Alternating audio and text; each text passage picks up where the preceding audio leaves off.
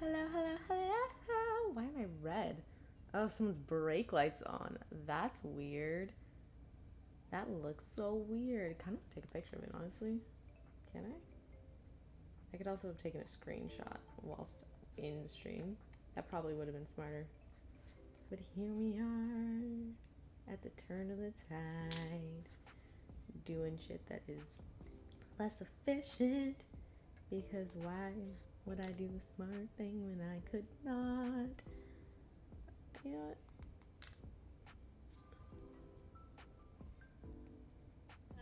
How are you feeling? I think, honestly, I think the audio is pretty damn good right now. Not to toot my own horn here. Ah, look at me. And it's great. We got the audio looking fine, looking clean, looking sweet. When I'm going to be doing 2 streams today because I want to do a brief update stream because I've been a little up in the air about whether or not I was going to end up taking my usual August break.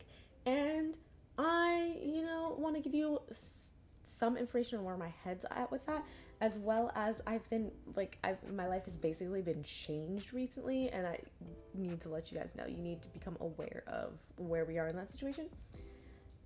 Along with those things as well, I haven't updated you on my reading plans lately.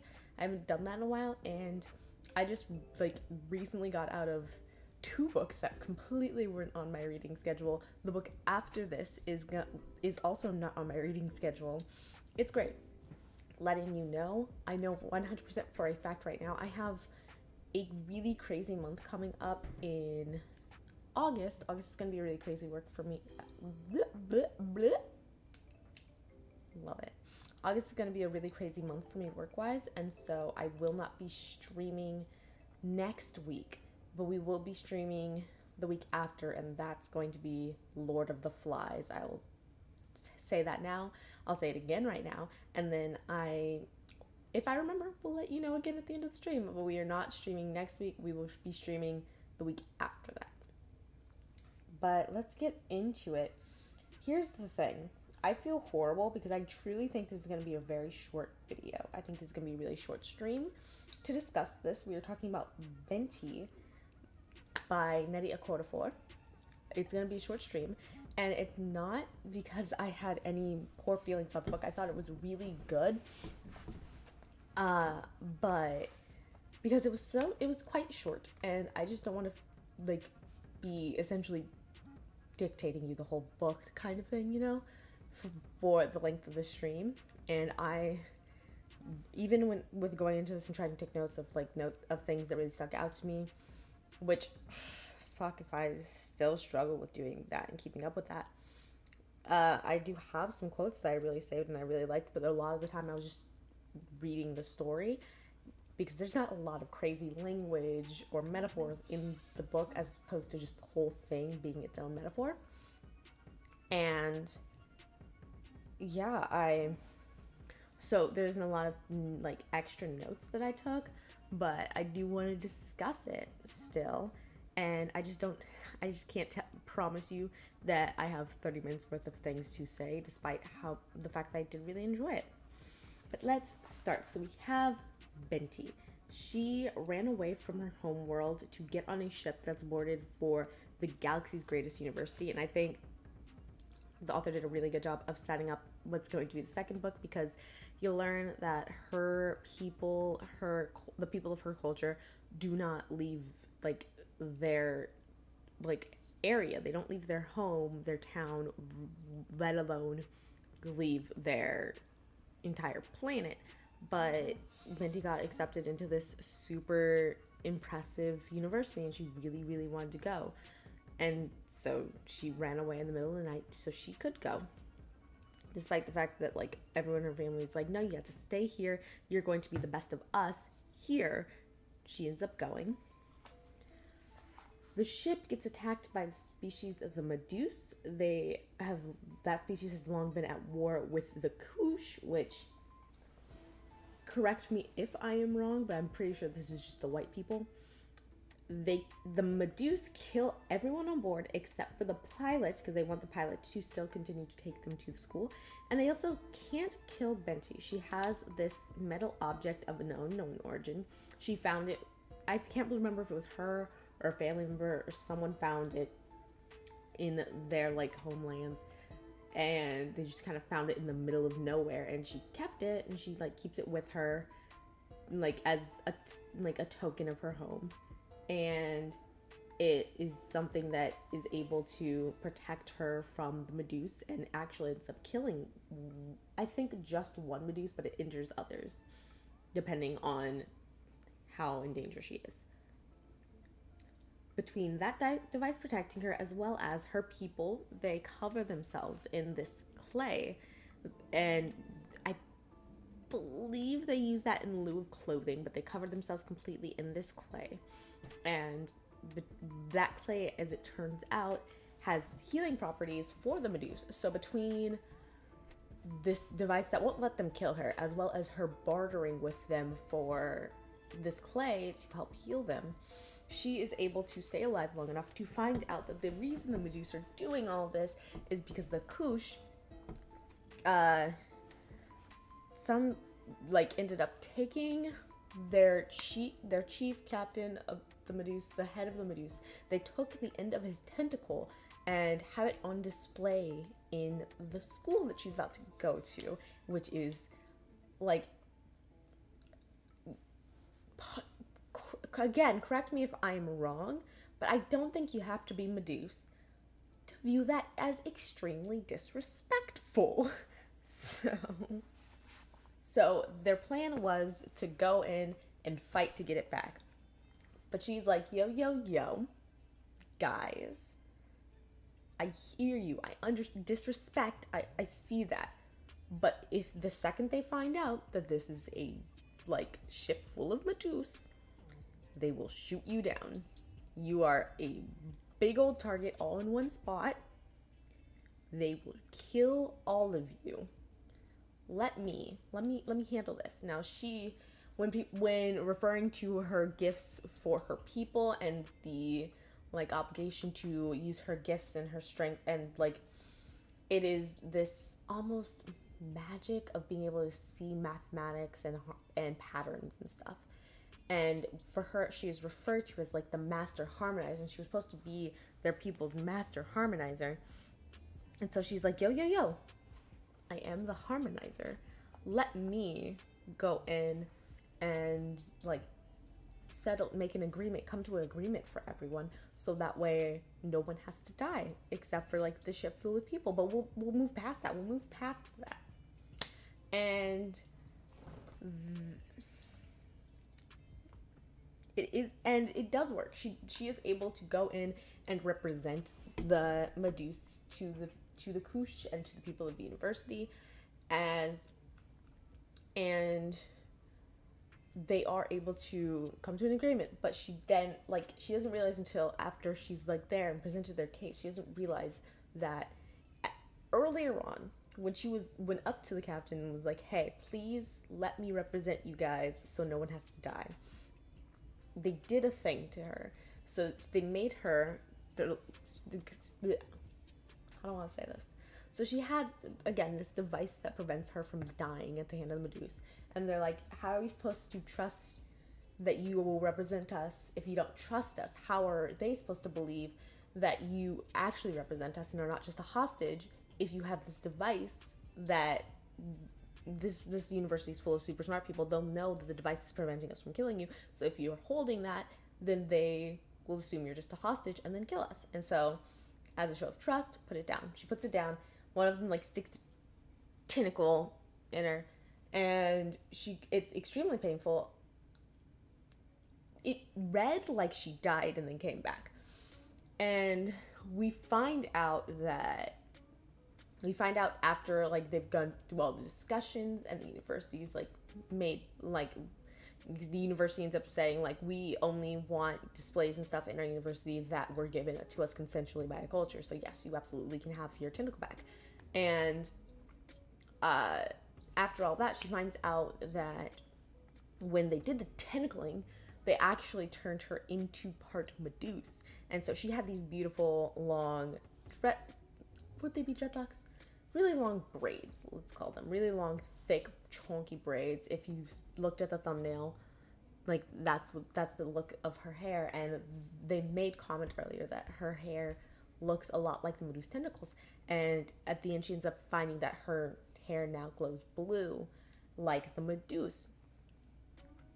Now, I don't know if this is supposed to be considered a metaphor for rape. I don't think so, just because I don't really see, like, nothing else around the rest of the story kind of goes with that, if that makes sense. Like, the rest of the story does not, in how she reacts to it and in how they discuss it, isn't similar to what would be assumed of a discussion about rape, but it's like it's there. Like, it seems very sus in the fact that they non-consensually tentacled her and like implanted her with gene of Medusa. It's a little sus, just a little, but it was also like a really interesting, like, they teased that idea in, by the way, spoilers if you didn't know, if you hadn't already picked up on that, if this is the first video of mine you've seen, I spoil shit. They teased this fact a lot because the Medusa speak a different language, so the device that she had was able to translate them for her. But once the tentacling happened, she was able to understand them without the device, and she was just like really confused about that, but now we know why. Yeah, but I thought that was really good too. And something technically that would be considered the end of the main plot line, but I found the way the character was written, her culture and her ties to her family and her homeland were so important that I feel like the end of the story really doesn't take place until a little bit later, so part of the whole like deal they made with the Medusa to like end this age-old war was like, hey, we would love to have the dude that like had originally been like really wanting to kill Binti. They ended up becoming friends at some point, and they offered to also admit him into the school as a sign of peace, and he does go to the school, and or they go to the school. I'm not sure. I don't remember what gender would have been described. But they go to the school, and they're in the weapons class because Medusa are like war geniuses, and gets their like little tentacle blown up, and it hurts. And Binti is going through the struggle of she is almost completely out of her clay, and it is like to the point where like even the stuff that was already on her body is just like barely there, and she finds a lot of the different ingredients she needed to make that around the area, but she's worried that because it's not from her actual homeland, it's not the same. So she does end up making it and tries to test it on her new friend's tentacle, and they have as it's working to see if it works and if it heals him to make it therefore like the real deal. They have a discussion about them trying to ensure to Binti that they're not friends with her because she has the clay and because she was the one that brought peace between the two. They're friends because they're friends. And you also have this whole like interaction with her stress about the clay as a metaphor. I want to say it's a metaphor for her own fear that because she left her people in a way that no one has ever done before, which kind of does lead to, I believe, she just essentially like disowned, and she is like considered the black sheep of the people now. But like that does get to her and it upsets her, and she's worried now if she can't make this clay and it's not right and it doesn't heal their tentacle, then she's no longer really part of her people. And I will let you read the story to find out if it heals or if it does not. But let me go over some of the notes that I did take. One of the notes was I actually feel like I was able to appreciate this book more when, because the book I read immediately after this was Lord of the Flies, and I was able to appreciate this book more because I felt like both had a very sharp, to the point, almost staccato way about the writing and the language that, like, it was I need to get used to it to read Binti, but when I read it in Lord of the Flies, it really helped to make everything set in my mind with how the writing was supposed to be in flow. But here's a handful of lines that I wanted to like point out. One that, like, if it's not true, nothing is. My father told me that when he was around no, this is the, like, if it's not true, nothing is. The Koosh expected everyone to remember their greatest enemy and injustice. Which, like, I don't know if this is, like, if this would be something of the white conquistador and, like, not like like that era of people, God, golden glory, like coming from that, like, step down in culture. Yeah. And it's very much gives me the vibe of, like, never forget 9/11, but slavery was so long ago. But the January 6th thing was just, that's a part of history. That's a part of our old history. We have to move on. We can't, like, stay stuck on history, but never forget 9/11. You know, that it really gives me the vibe of that kind of way we discuss those types of issues these days, unfortunately. The other quote that I had started, my father told me that when he was around Koosh merchants, when they came to our city to buy astrolabs, he tried to make himself as small as possible. It's either that or I will start a war with them that I will finish.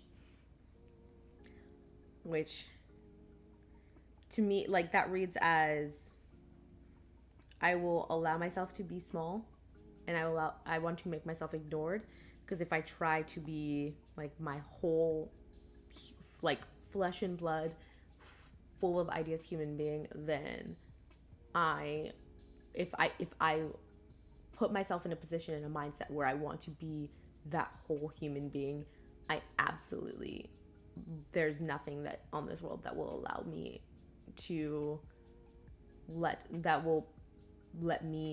them treat me as less, which they 100% will. You know, let me rephrase that. It's like, if I want to be treated like a real human being, if I want to be treated as an equal, I won't let them treat me as less. I won't let them treat me as less. I will not let them disrespect me. I will go to hell and back to ensure they know their place. And, you know, can respect that, can definitely relate to that.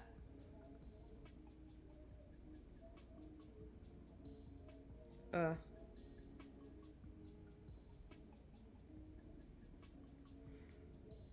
and then last quote. I have one other quote that I'll save. It's a cute quote, and that one I'll put in my Patreon. But for right now, I'll tell you the last one, which is tribal. That's what they called humans from ethnic groups too remote and uncivilized to regularly send students to attend Umza Uni. Umza Uni.